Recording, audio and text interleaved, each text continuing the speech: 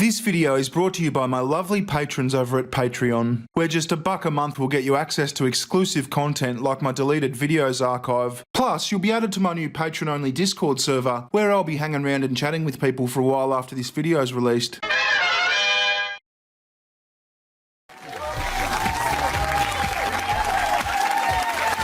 Yep, the fucking project again. These people are unbelievable.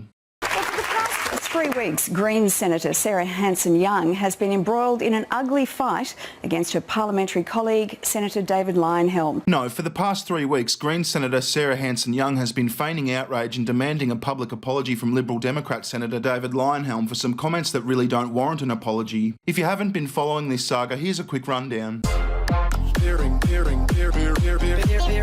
So a few weeks ago there was a debate in the Australian Senate over a motion to relax regulations around the use of non-lethal weapons by women to defend themselves against violent attackers. Senator David Leyonhjelm supported the motion, Senator Sarah Hansen-Young did not. During the debate, Sarah Hansen-Young called out something to the effect of, "Women wouldn't need pepper spray if men weren't rapists," to which David Leyonhjelm responded, "Stop shagging men then, Sarah." Then later in a one-on-one exchange, Sarah called David a creep and David told Sarah to fuck off. During a television interview in following days, David commented, This is not a criticism, but Sarah is known for liking men. The rumours about her in Parliament House are well known. So I just said, well, stop shagging men then, Sarah. And in retrospect, she has a right to shag as many men as she likes. I don't care, you know. Sarah got her knickers in a knot and announced her plans to sue David for defamation, claiming that he'd slut-shamed her. Don't you have to be something if you're to be shamed for that something? Yes, I've heard that quite a few times over the last few days. You can only be fat-shamed if you're fat. And so what does that say if I'm slut-shaming her? She wasn't too excited about the idea of paying her own legal bill being such a frivolous action, so she started a GoFundMe. Then David thought, well fuck this, if them's the rules, I'm going to crowdfund my defence, and started his own GoFundMe. And that's pretty much the story so far. According to Senator Hansen-Young, this very public battle isn't just about her. I wonder who she's talking about. Have a guess who she's talking about. Her daughter Cora's been deeply affected too. Won't somebody please think of the children? Her daughter Cora's been deeply affected too and now wants to have her say.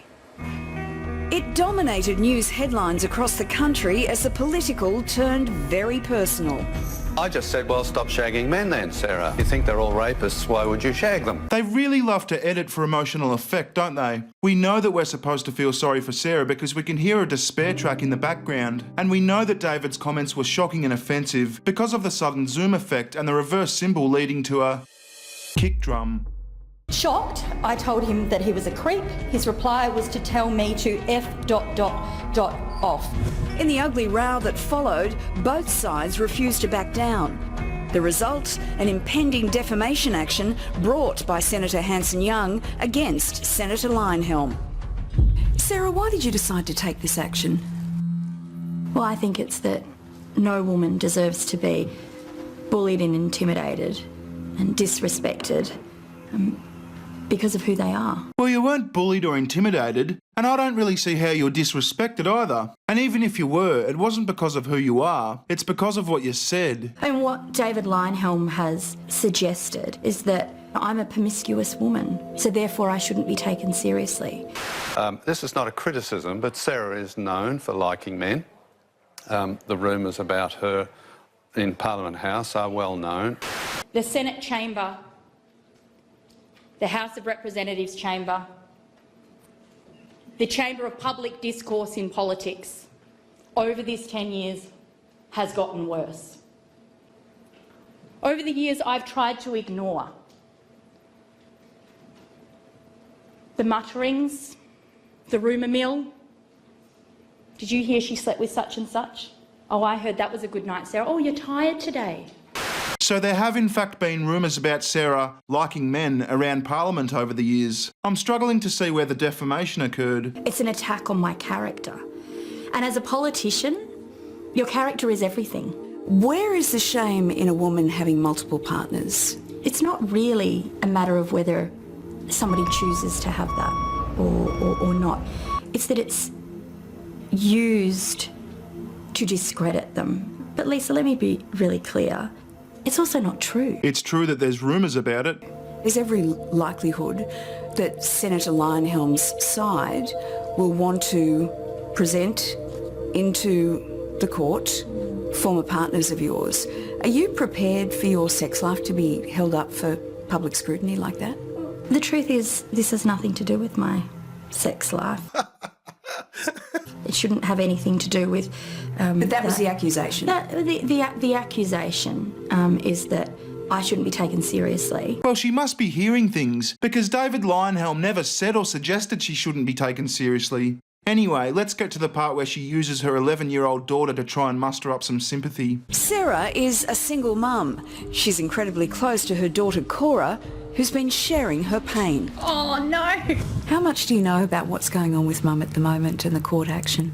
I think it's wrong, and as my friend was saying to me, they'd seen something on the news about her having lots of boyfriends. How did you respond? I said that that was a lie, and whoever had said that was not being fair. Did that hurt? It did. It did. Being unfair to women or any gender isn't right, and like he's refused to apologise, and he deserves to apologise. What do you think you'd say to Senator Leyonhjelm if you ever met him? I think I'd say that being a bully was not right, and I'd try to stay confident to him, which most women and young women must do. What do you think of Mum's job? I think it's busy.